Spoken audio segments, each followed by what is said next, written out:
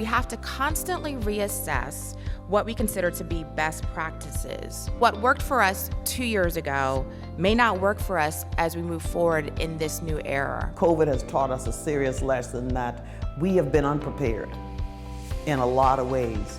From our hospitals to our schools and everything, it has taught us some tough life lessons.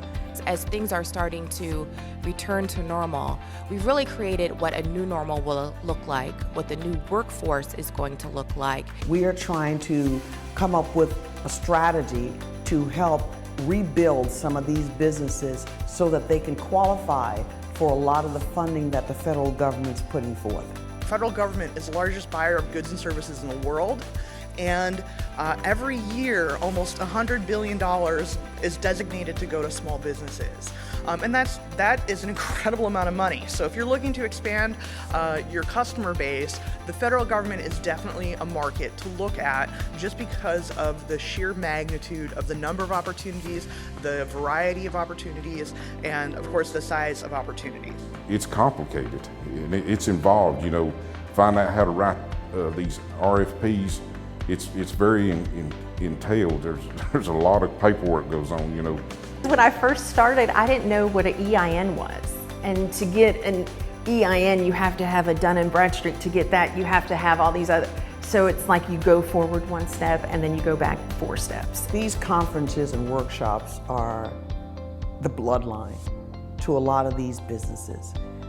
Resources are hard to come by, and this gives them a chance to meet with the experts, to give them the guidance that they need, whether it's developing a strategy or building a business plan or communicating with funders, investors.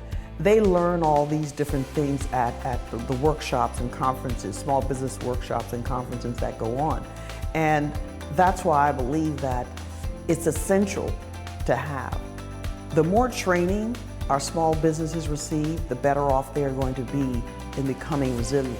Attending these valuable conferences like the Reservation Economics Summit, like the Native Edge Institutes here today, and I started reaching out to my network of businesses, of leaders, of friends. Ask for help. People love helping people. You got to find your niche. You got to find your market, and you got to, you know, perfect your craft of what you're wanting to sell.